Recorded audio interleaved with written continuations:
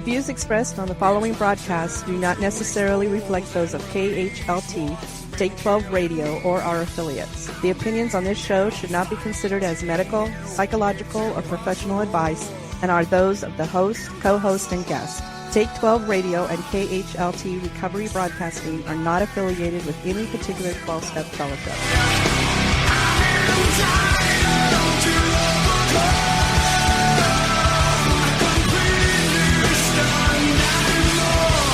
Welcome to Entitled to Overcome, exploring solutions for life today. A presentation of Take 12 Recovery Radio. And now, here are your co-hosts, Dave Fleming and the Monty Man.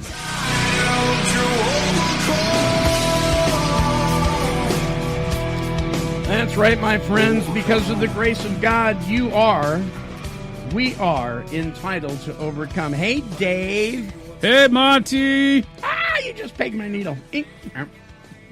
Well, welcome aboard, everyone, to Entitled to Overcome Solutions for Life. When? Today. That's right.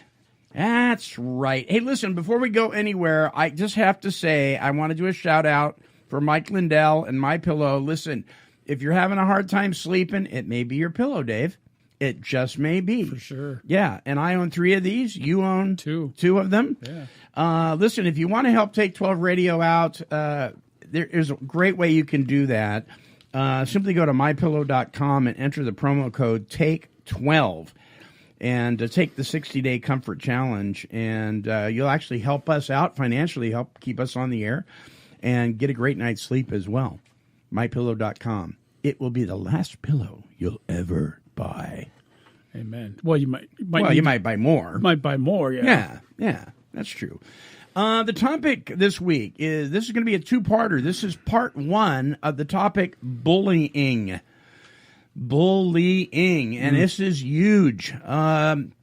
There isn't just playground bullying. It's really wide. We're going to be talking about this. There's bullying in the workplace. There's bullying with siblings. There's all sorts of kind of bullying, and we're going to try and scratch the surface this week. And come back next week and do part 2. But before we do any of that, we have this, I think. Don't we? Oh! Yes! It's time for Dave and Monty's Icebreaker! That's right. All right, this is great. Clean up that mess. Yes, it is messy. Messy.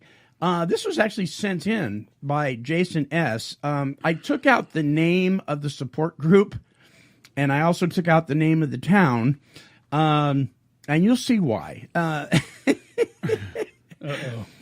a 12-step support group stag meeting in an undisclosed named town, a 35-year-old man entered the meeting room where approximately 25 men were attending. The man waved a water pistol, and I'm already going, wow. Okay, in the air, and demanded that everyone in the room hand over their wallets. The man repeated his request 2 more times, getting more frustrated with each command, to which the room simply broke out in laughter.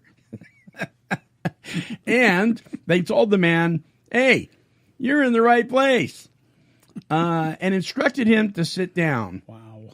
Once seated, the would-be robber was shocked to find out that he wasn't in the right place so much because it was a support group, but because it was a support meeting for law enforcement who struggled with PTSD. The man was arrested for attempted robbery. I love it. Just oh, gosh. There you go. Chew on that, Dave. Zippity doodah. That does it for our little... We needed a good laugh this morning. Oh, my gosh. Yeah, me too. A really good friend of mine, Guy Stach, sent me a poem that was written by his son, Gaiden. And I've been waiting for the appropriate show to read this. Okay. And I think this is it. Gaiden Stach, who is Guy's son, who's a junior in high school, wrote the following poem. It's entitled, "What's the Real Problem?" Here it is. Under a crescent moon, I lay pondering everything. My breath's rapid and my heart beats slow.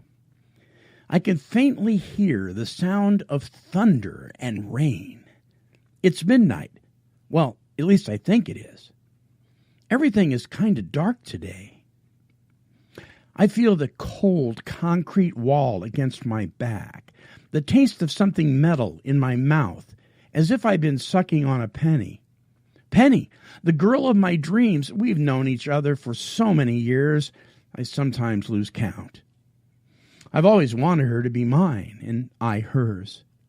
But I missed my chance. Look at her, just lying there in such a deep sleep. I can see a puddle by her cheek.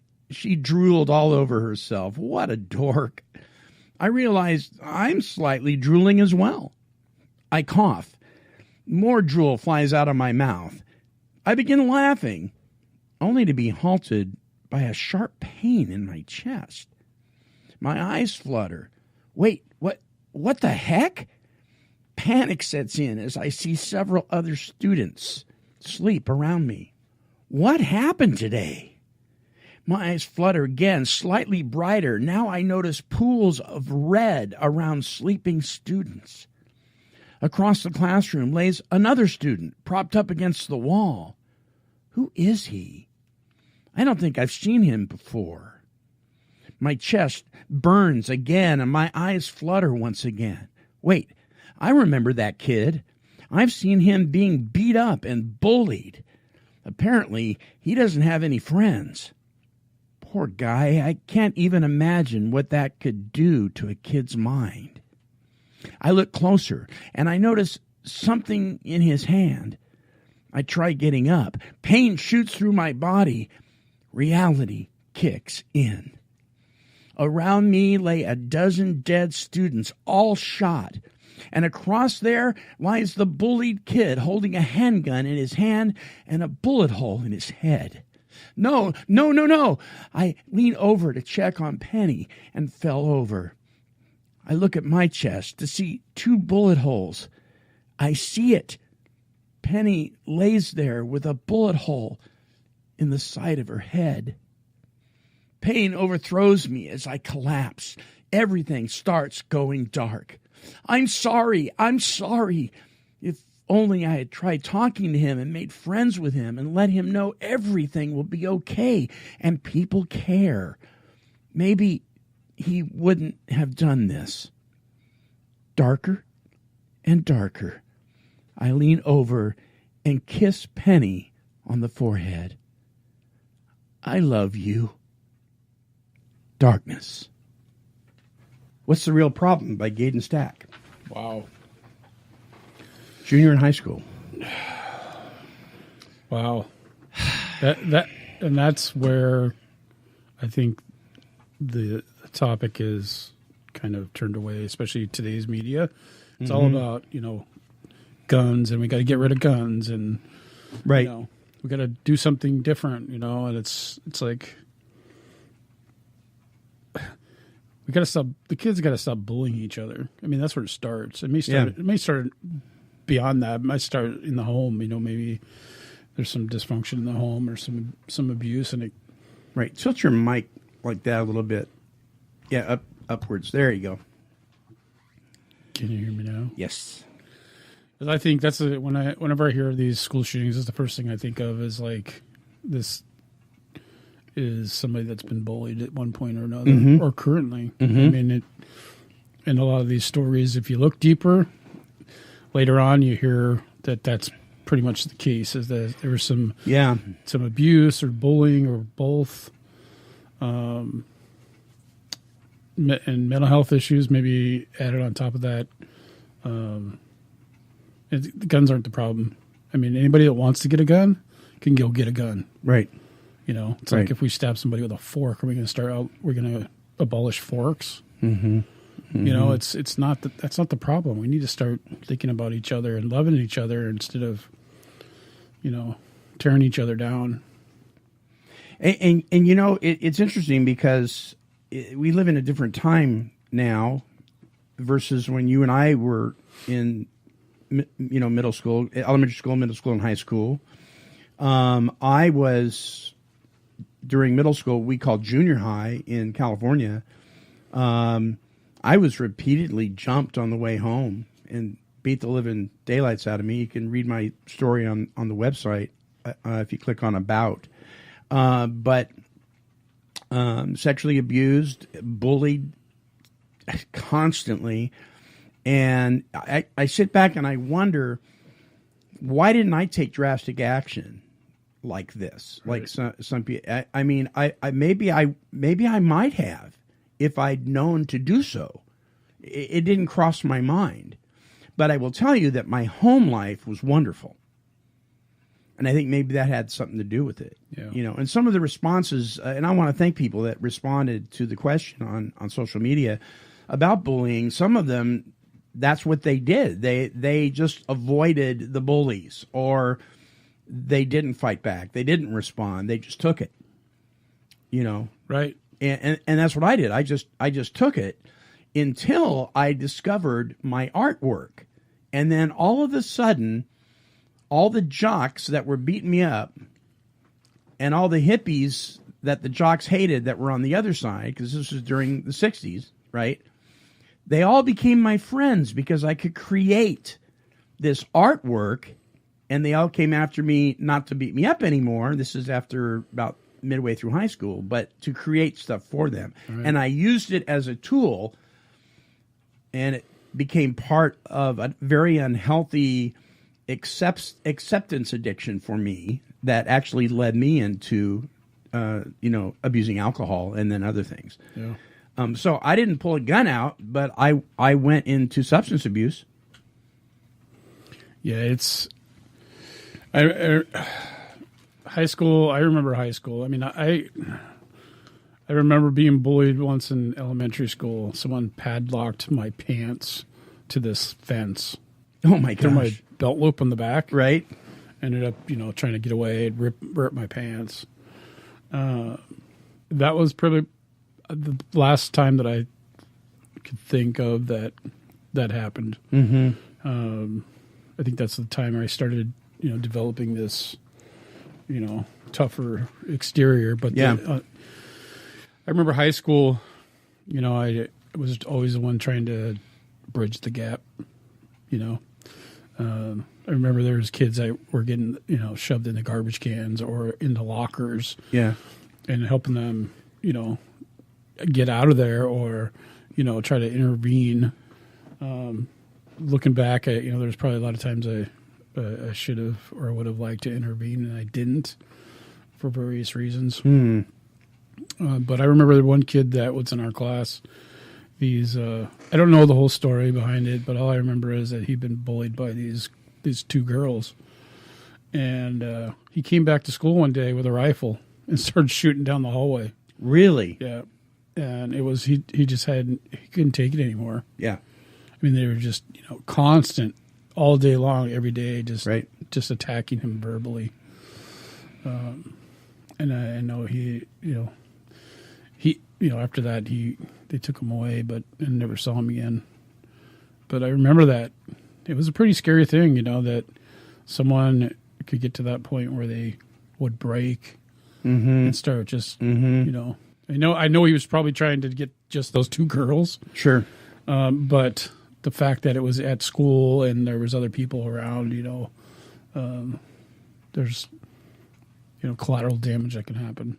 So when your emotions dictate your behavior, dangerous things can take place. Well, especially when you got hormones right going and dealing with puberty, everything else. Yeah. It's can you? It's brutal. Yeah, it's a brutal time of life, just by life happening. You're trying to figure out like where you fit in, and do I fit in with the jocks or the preps or the the stoners or whatever clique. Yeah. Everybody's finding their place. Yep. And if you don't fit anywhere, and that was kind of my issue, Yeah. I tried over producing. I went and kind of fought back by beating some of the jocks at sit-ups. I had endurance like crazy. I couldn't do things fast. I always had a weight problem, but I could go forever. Like I could swim laps forever. So I ended up doing like 200 sit-ups, and this other guy did 205. And so then I said, well, heck with that. I can do more than that. So I did 300 sit-ups, and then he'd come back. I ended up with the record. I did, believe it or not, 3,043 sit-ups without stopping. And these are the kind of sit-ups you put your hand behind your back, you lock your fingers, and one sit-up is your right elbow to your left knee. And half a sit-up, and the other left elbow to the right knee. So that's one sit-up. So it's actually two, but it's one. And then a yellow jacket stung me in the neck, and it broke my hands apart, and I couldn't go on anymore. Yeah. But that was all to gain acceptance. Right. It was all for that reason. Yeah. I kind of went the other route. I hung out with the troublemakers, and I didn't really ever feel like I fit in anywhere either. Yeah. But the closest I came to fitting in is hanging out with the stoners, back in the smoking, the pit, Sure. what they called the pit in the back of the school. Yeah. And that was where everybody went to smoke and, whatever. It's to get the bell bottoms and and the hiking boots. And yeah. That was our, our deal. Flannel shirts and the whole deal. Right. And then that, and I hung out with people that were older, probably 5 or 10 years older than me. Mm-hmm. I didn't feel like, I don't know, I guess I was considered myself a little more mature. Right. And just wasn't feeling it. The Center for Disease Control and Department of Education points out what they consider 4 types of bullying: physical, verbal, relational, and damage to property. Do you think that anybody escapes this? That it's pretty rare that, particularly when we're growing up as young teenagers, that everybody kind of bumps into this at some point or another? Oh, sure. Yeah. Well, and I just want to go on to read what they say about the core elements of the definition. Include or unwanted aggressive behavior, observed or perceived power imbalance, and repetition of behaviors or high likelihood of repetition. So, I mean, that covers a whole lot of areas. It sure does. Right. And it can be, they can be direct or indirect. Mm-hmm. Mm-hmm. Why do people do this, Dave? Why do you think? Acceptance. Trying to fit in. Mm-hmm. So who's the bully trying to fit in with? Other bullies? Well, yeah. No, and I don't think that initially it's the plan of someone to go out and be a bully. Yeah, you don't think they wake up one day and say, I'm going to be cruel and I'm going to harm other people and hurt them physically or emotionally. That's not, just like most people don't wake up and say, today I want to be an alcoholic. Well, and I think a lot of it, I know some people might not want to hear this, but it stems from parenting. Because we model what our parents demonstrate. Right. And if it's demonstrated that, we have a parent that is verbally and emotionally abusive, and it's that power struggle, right? Because we look at that as that mother or the father as, the person in charge or the person with all the power. Yeah. And so the kids model that same behavior and see the same kind of they get the same reaction. So they feel powerful. They feel in charge. Right? Because they don't want to feel the same way that their parents made them feel. Sure. Right? So they're going to get the jump on it. They transfer that those issues onto somebody else. Mm-hmm. It's like all that pain, and that unknown, like trying to figure life out too. Because a lot of people look at it as, after a while, some people look at it as, there's something wrong with me. Right. If my parents are saying this, and maybe my coach is saying this, or my teacher is saying this, then maybe, is it true or not, Right, sure.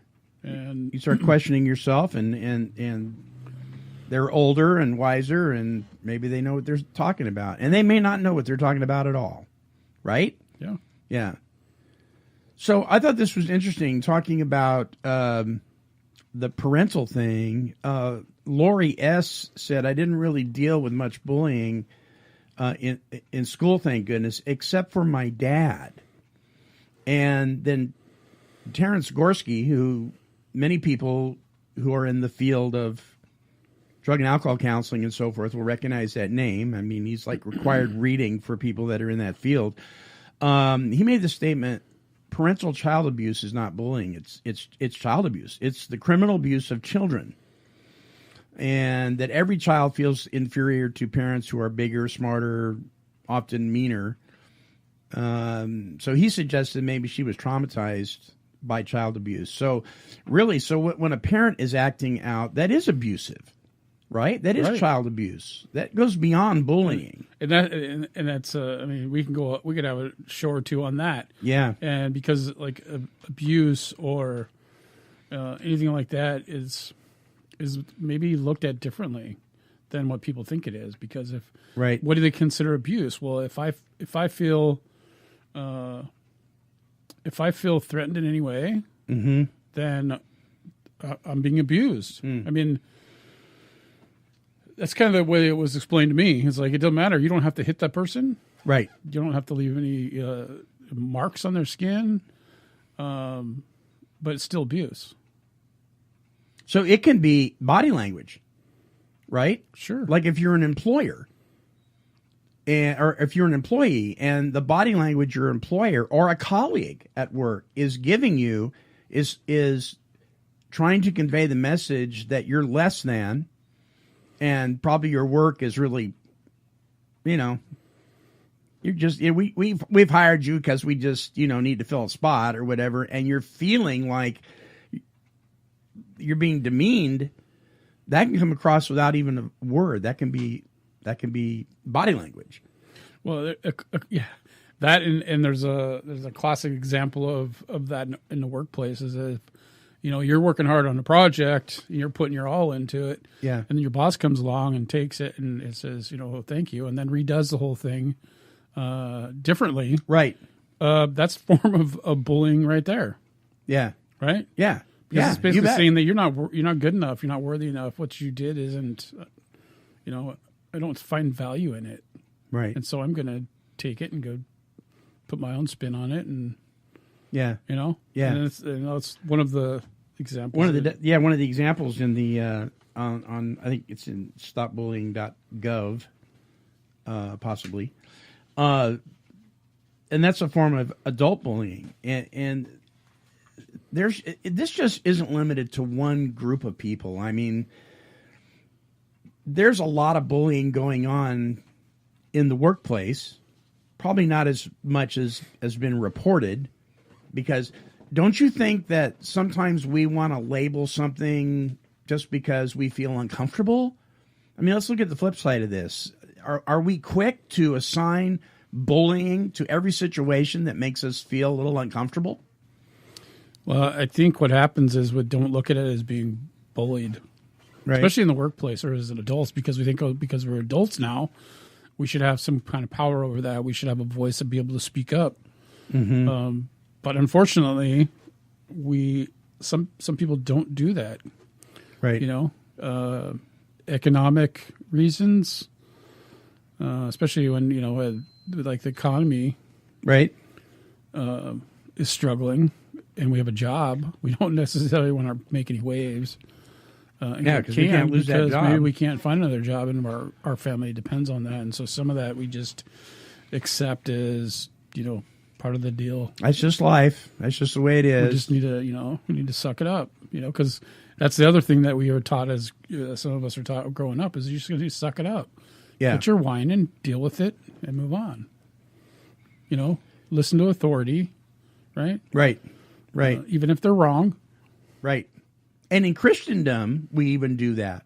Well, even if they're wrong, you got to obey them because that's how you learn to obey. Well, yes and no, right? I mean, if they're asking you to do something immoral or indecent or against the law, and that can. Right. How far do you go? Or even if they're asking you to overlook something, oh, don't worry about it. And then if you blow the whistle, then they may not fire you because they don't want you to collect unemployment, but they'll make life so miserable for you that you want to quit. Well, yeah.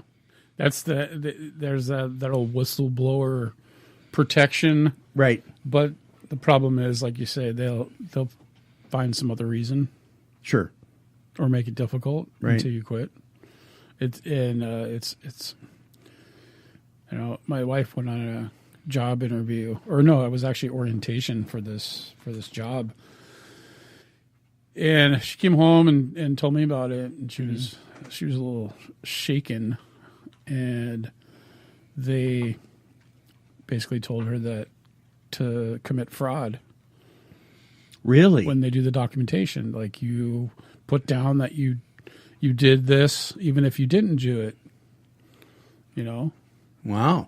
And she, I said that's fraud, and you're basically liable because they can say, well, you're the one that wrote it down. We didn't tell you to do that. Mm-hmm. And so sometimes you got to step up and just say that's not right. I'm not going to accept that. Yeah. Yeah.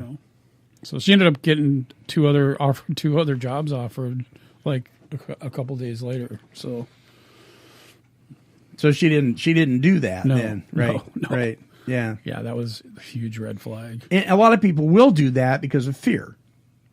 Right? Well, especially if you're out of work for a while and there's that pressure of trying to, of being helpful and contribute to the household, and because times are tough, and depending on where you live in the country, it's expensive. Yeah. You bet. So I know you wanted to go over some of the responses that people made. So the question was asked, have you ever been bullied, or have you been a bully, and how did you deal with it? And we first put that question out there. We didn't get a lot of response. And then we put it out there again last week, and Facebook started to light up. And so go ahead, Dave, with some of these people that have responded. Let's see here. Someone wrote in, I was bullied by my nose and how big it is. I just dealt with it. Never told anyone because it hurt too much to talk about it, even to my parents. I'm still self-conscious about it, and to this day, especially when people look at me face to face, it hurts. That's a tough thing, man, because if you feel like you want to tell somebody, right? But I mean, I get it. I can picture being back in those times, and it's like I feel like if I talk to somebody about it, they're going to just say, "Oh, you're overreacting," right? Right? Don't worry about what other people think. Yeah, or just what ignore other, it. Just ignore it. Just ignore That's it. what my mom used to They're say. just jealous, right? Oh yeah, that's what my mom used to say Right. all the time. They're just jealous. Don't worry about it. Pray for them. That didn't help. It just didn't. Right. It's not a fun place to be. Well, and she's dealing with the self-image thing here, right? Which, especially when you're young, that's just like tragic, brutal stuff when you're growing up. Especially when you're a young girl. Yeah.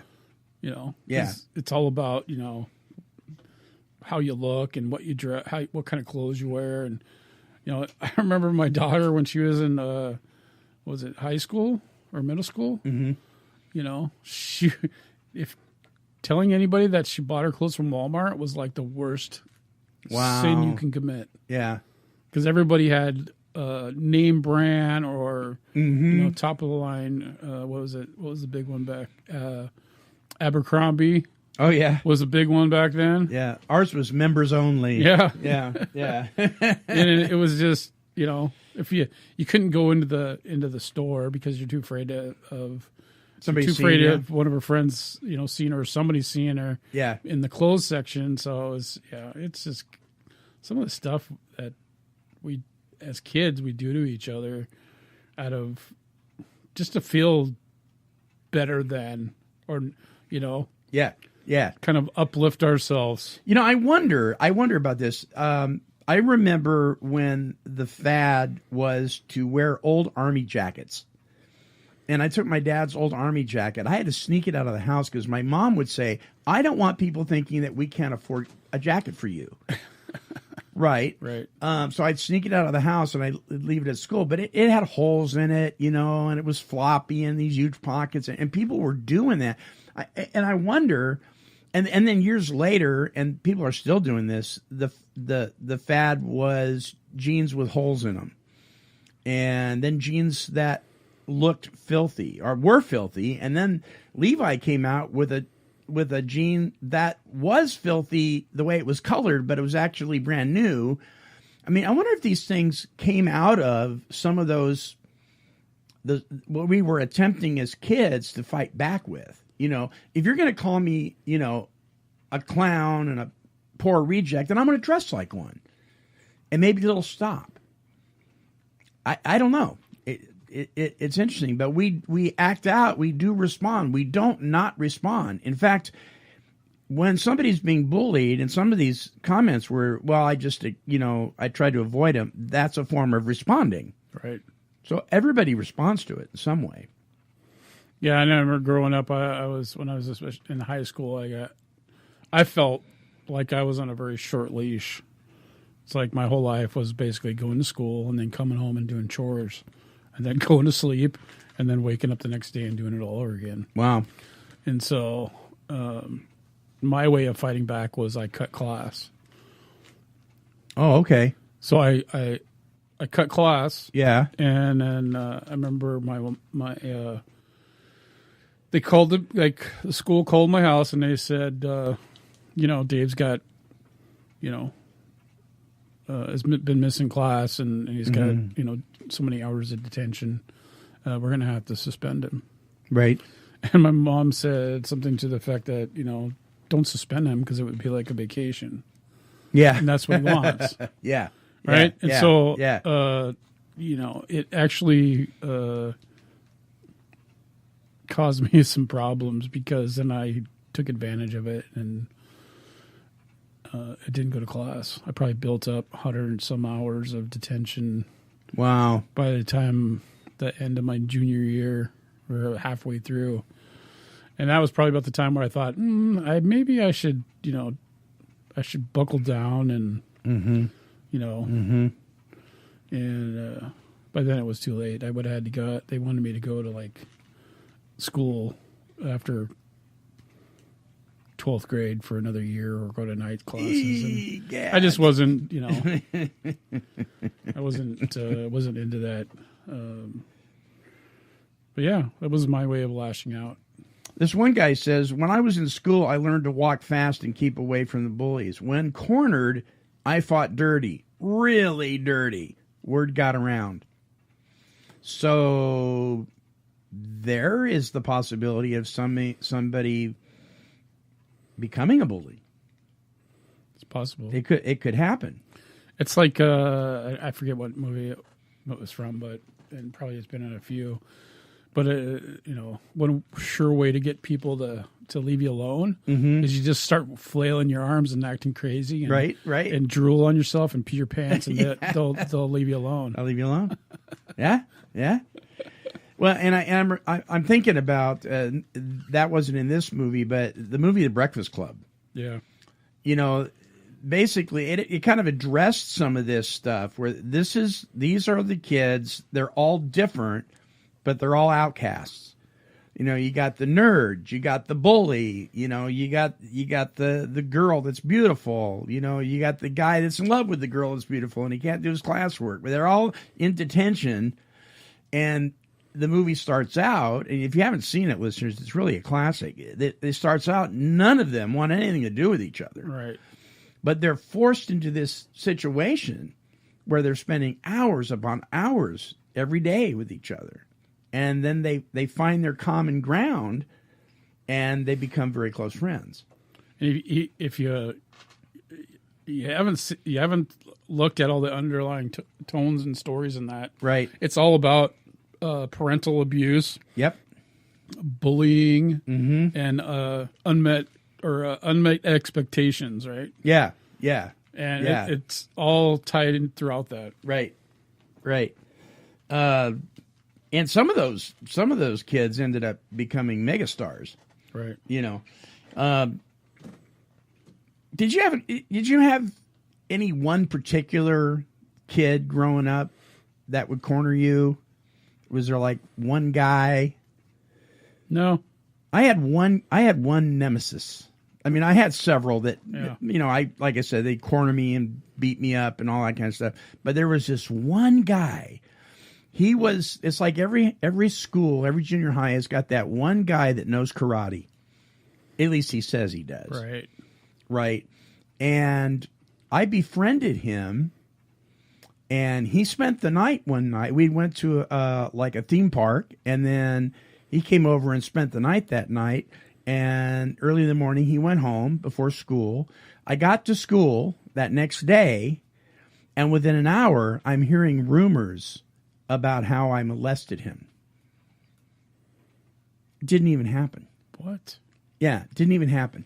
And so what happened then is all of his, because he was kind of a jock, all of his friends started siding with him. And then I was labeled the F word, you know, FAG. Yeah. Right. And it was brutal. But I didn't feel like I could talk to my parents about it. I don't know why. Yeah.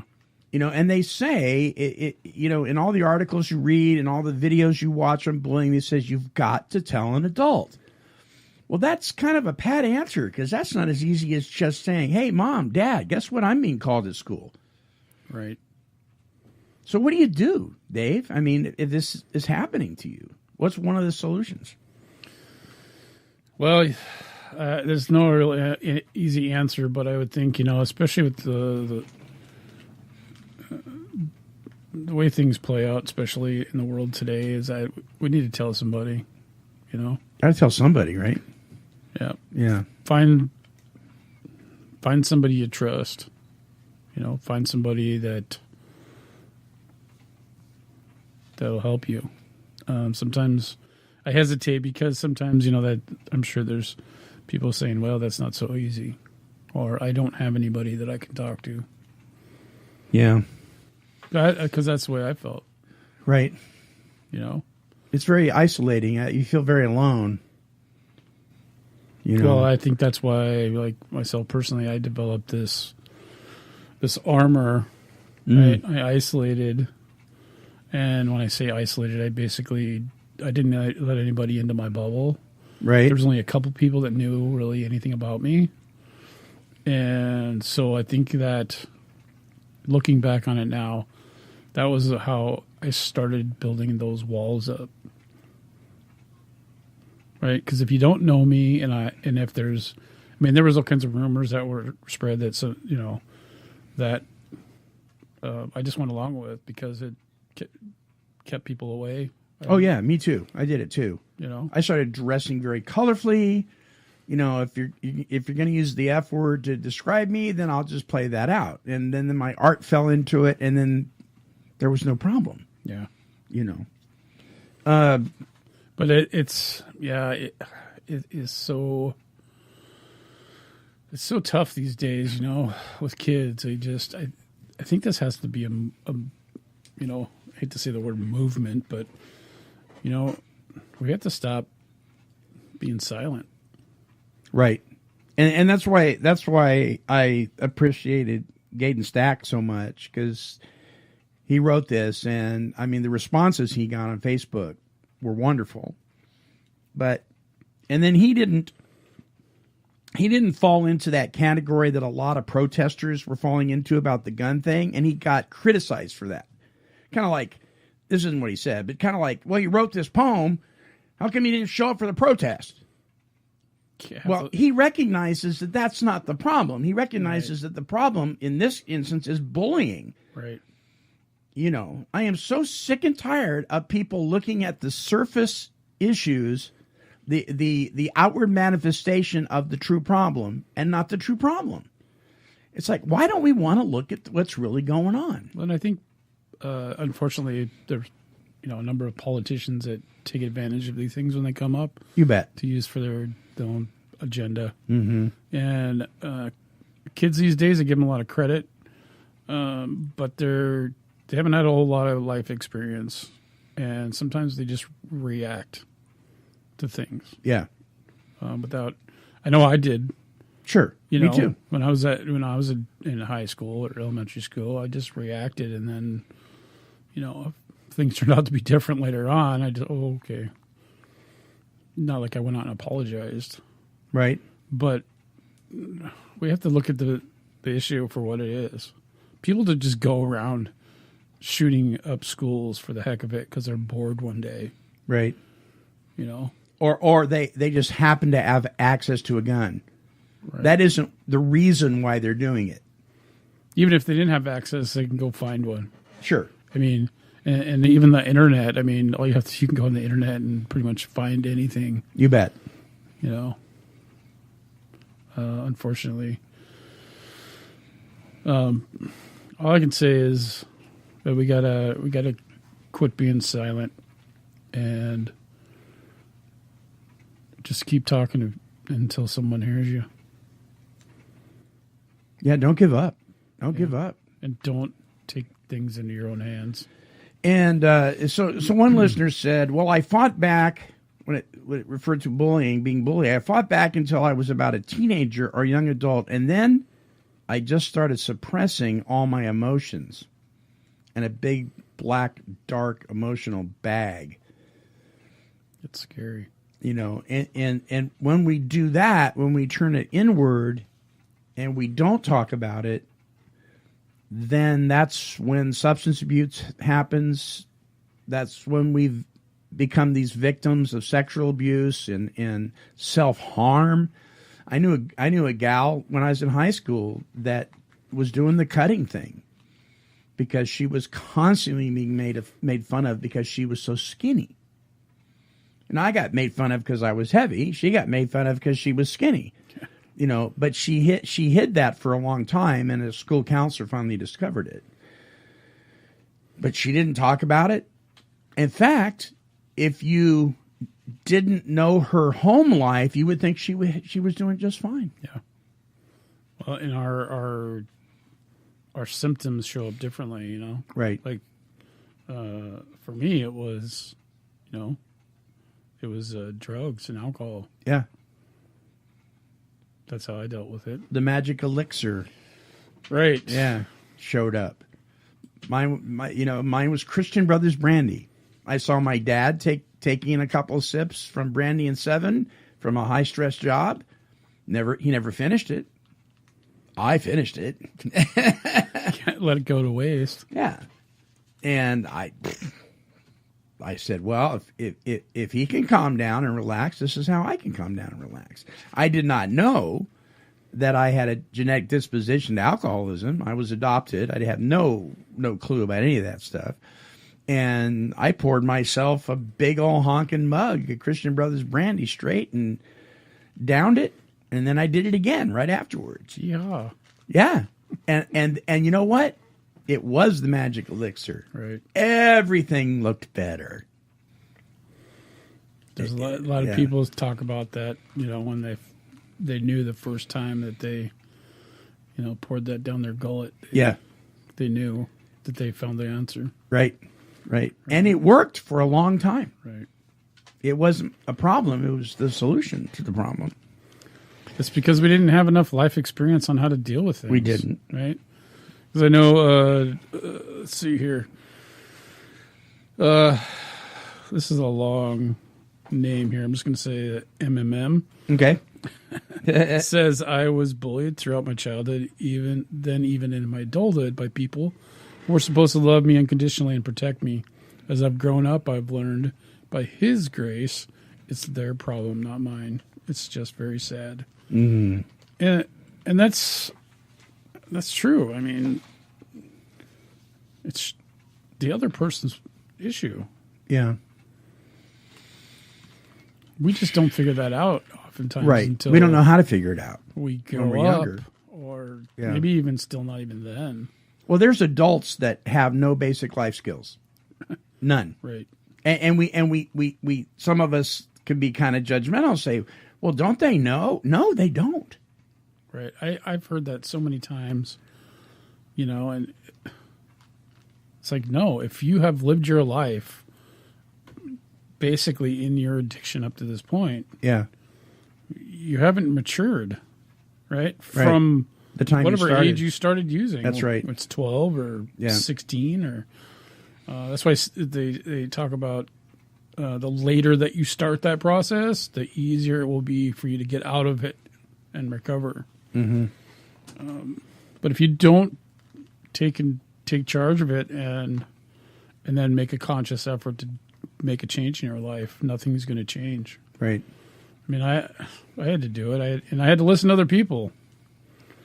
And that's kind of why we're here, is we're trying to help others so they don't have to go down the same road, or they can pull themselves out quicker than maybe we did. So you have to speak up. I don't know for a fact, but I doubt very much that any of the young men who have been behind the weapons that have killed so many in school at any point in their early lives said, someday I'm going to shoot up a school. Right. I just don't think that's what happened. Well, and something has developed, something has happened. And if you think, and I'm talking to everybody that's listening out there, especially young people, and adults too, if you think you're exempt from going off the handle, you better check yourself, because things can happen in life that are so traumatic, and you, especially if you've never experienced them, you don't know how to deal with it. And bam, it hits you. If you're not talking to somebody, you become eligible too. And some people say, well, I would never do that. Well, I bet you if you were to talk to some of those kids, several years before the incident, they would say, oh, I would never do that. Right. Well, and one of the component that we haven't talked about yet is video games. Kids are desensitized by playing these first-person shooter video games.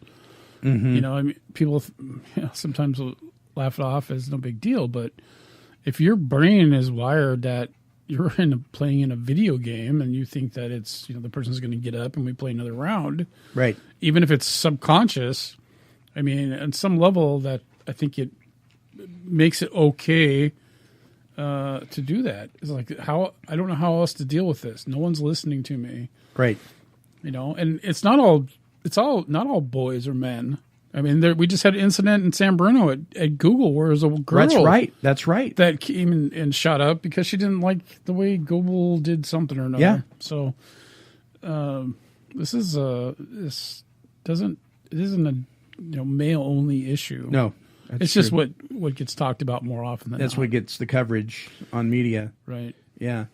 And there's more issues that happen besides guns, but that's the kind that's the one that screams the loudest now. The agenda that people want to push, and so those are the ones that are going to get the most attention. Yeah. But there's all sorts of forms of bullying. There's all sorts of forms of self-destruction and hurting other people. And, even though I was beat to a pulp on several occasions in junior high and sexually molested by older boys on the way home from school, things like that, I have to tell you, some of the verbal attacks on me growing up had more of an impact and were harder to get past than some of the physical abuse. Oh, sure. Physical wounds heal. Right. Emotional wounds take a long time, if ever, to heal. So those that are laughing about the video game thing, and, ever since you and I were kids, people have said things like, oh, it's what they watch on TV, and people would laugh it off, or it's those comic books. I remember when I was a kid, my parents would not allow me to watch, who were those guys? Moe and Curly and the Three Stooges. I wasn't permitted to watch the Three Stooges because my parents said it's extremely violent and they're making light of violence. And at the time I thought, lighten up, Mom and Dad. Well, that's a pretty obvious right thing there, the Three Stooges. I mean, Right. they're all smacking each other around the whole show. Right. But where does it start? I mean, we start getting desensitized to things, and it builds and it builds and it builds. So pretty soon, Three Stooges is okay, but then later on, we're playing these games where, you know, I gotta wonder what seeds are planted when you're allowed to sit in front of a television set and watch violent activity hour after hour on Saturday morning. Right, cartoons. I mean, look at Classic, the old cartoons. If you go and look on YouTube, you can find classic cartoons, and you sit there and watch them. There's a lot of violence in there, and so tons of violence. That oftentimes would be the babysitter, and that is still going on today. As that television becomes the babysitter, or the tablet, right, or the computer now is the babysitter. Yep. You got kids that are 3, 4, or 5 years old with a computer. And then you take it away from them, they start crying and throwing a fit. Well, and then you got, you go from cartoons to video games, like Mario Brothers or something, maybe it starts out.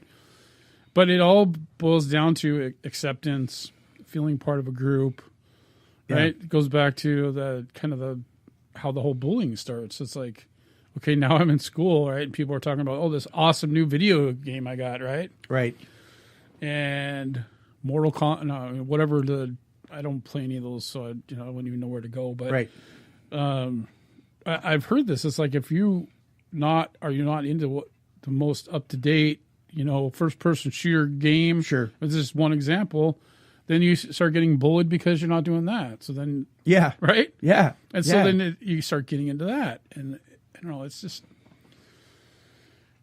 some of these school shooters that was their thing, man. Now, of course, there's exceptions. I mean, there are kids that grow up well balanced, educated, they're doing great, and they played some of these games. We know that, But you cannot deny that as the brain grows, the wiring is getting developed, and what you put, the old saying, garbage in, garbage out. It's going to affect you. And for anybody say it doesn't, that's just a statement of ignorance. It just is. I mean, and there's people that will deny this for one of two reasons. Either they just don't know and they're not convinced, or they're right fighters and they want their right to do what they want to do when they want to do it. And by God, you better not take my games away from me or my R-rated movies and blah, blah, blah, blah, blah, because don't you know I have a right to? All right, well, maybe you're an adult and you have a right to, but are you going to pass that? Are you going to model that for your child and then wonder why your child is acting out later? Well, I'll say this again, that parenting is probably the biggest factor in how someone turns out. Yeah. Because, like you say, the example you gave, if someone had, played these games and, they did fine, never had an issue with violence or anything. Right. And then you had somebody else, that's not the answer. Because maybe that family, their way of dealing things is violence. Right. And so in the other family that they don't have a problem, maybe there's family meetings, they talk about things, right. They listen to each other, they deal with problems when they come up, and they're supportive. They sit at the dinner table and they talk about their day, they talk about issues that might concern each other. And you have a support system that it may be a church, or it may be some kind of other organization that your family's involved in, and you surround yourself with people that are supportive, and you have other people in your life that you can trust, that you can go to. And in a healthy childhood, hopefully your parents are also telling you or showing you by leading example that you don't need to put up with the bullying, right? Right. Say something, come talk to us. I mean, if my kids ever went through any issue, I was right there. I mean, I'd be at the school, demanding that something be done. Yeah. Because it's not acceptable. And there are some adults that'll tell their kid, like you were saying, well, just buck up and take it. And so it's part of growing up. Or the statement, I've heard this from when I was growing up, friends of mine that had dads that would say, "Deal with it, Johnny." Yeah. And then Johnny would deal with it the only way he knew how to deal with it. Right. Whatever was modeled for him. Yeah. Are you going to put up with that? Yeah. Defend yourself. Right. Right. It's so again, let's go back to parenting. Yep. That's where it starts. Yep. So next week, let's talk about the different kinds of bullying. Okay. Because there's a variety, and revisit the solution to life today when it comes to bullying, which comes back to, and we're going to probably say it a million times, you have to speak up. You have to speak up. Right. Don't put up, speak up.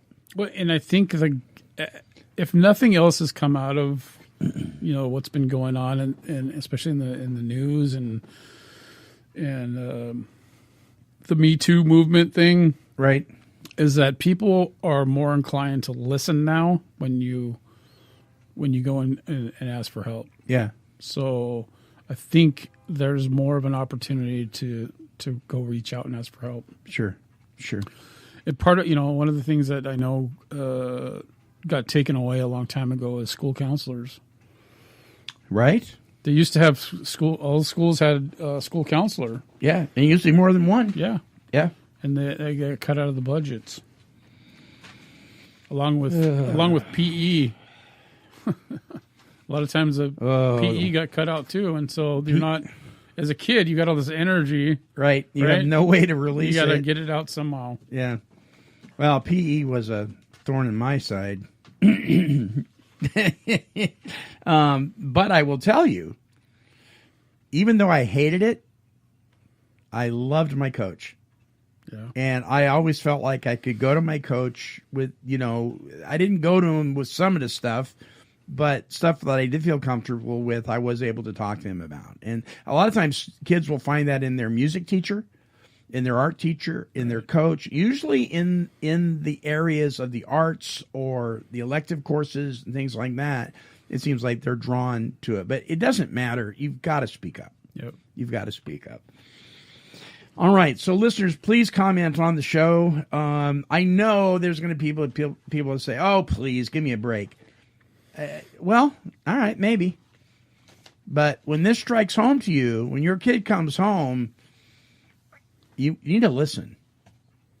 One of the things that they do that is vitally important. I know a lot of people don't like this, but when a child comes to an adult and says that something's going on, assume that it's true.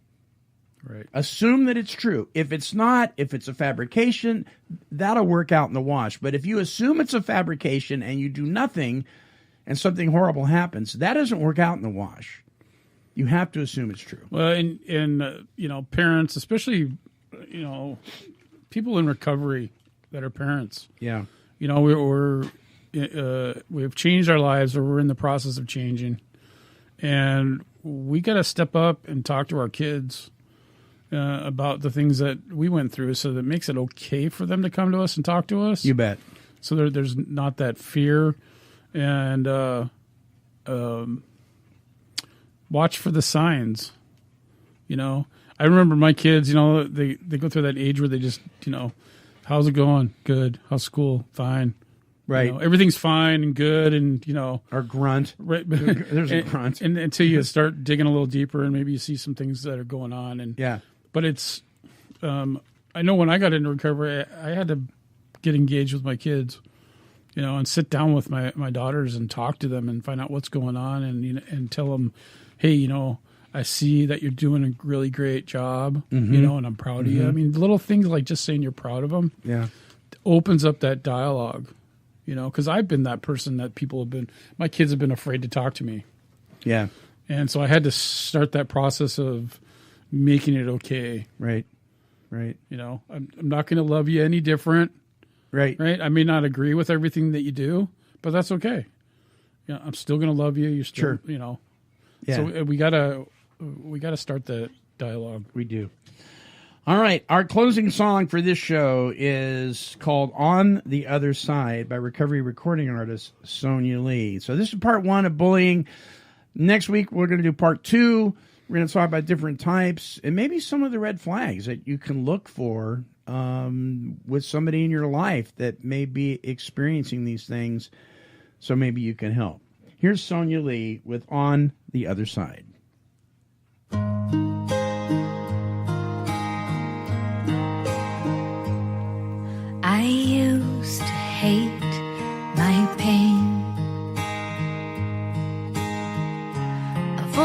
feelings like a winter rain. I'd run away, hiding the hurt with a drink or an angry word, until the day I could not deny the healing causing from deep inside. It was a love that was here to mend my broken heart, could be my friend. On the other side, I will rise above the mountains, here to climb.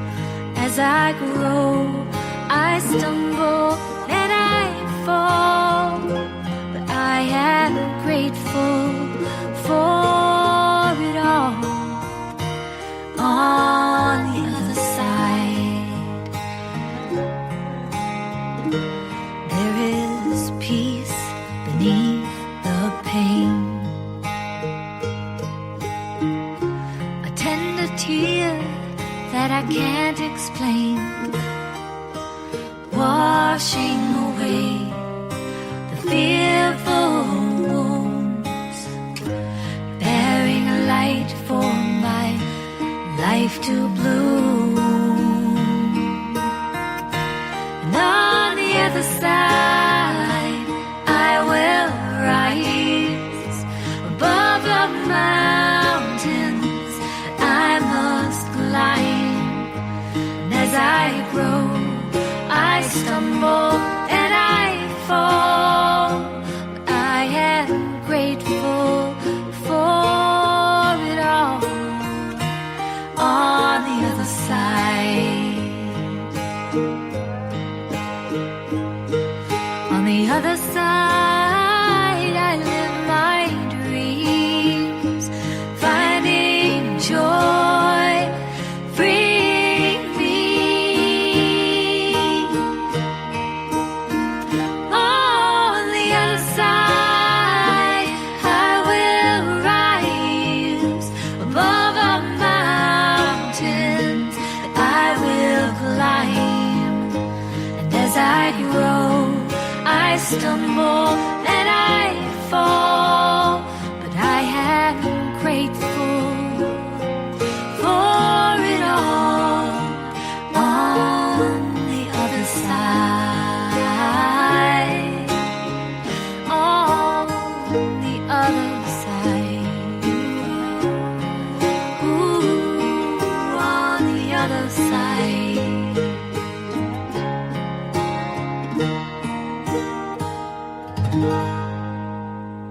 Sonia Lee, On the Other Side. Hey, I want to say thank you to all of you who contributed to the show by sending in your comments and your remarks on the topic of bullying on social media. It was much appreciated. And remember, we want to encourage you always to make comments on all of our shows here at Take 12 Recovery Radio. And a very special thank you to my new friend, Gaiden Stach, for his powerful poem, What's the Real Problem? Until next time, this is the Monty Man, along with Dave Fleming, and reminding you that because of God's love for you, you are entitled to overcome.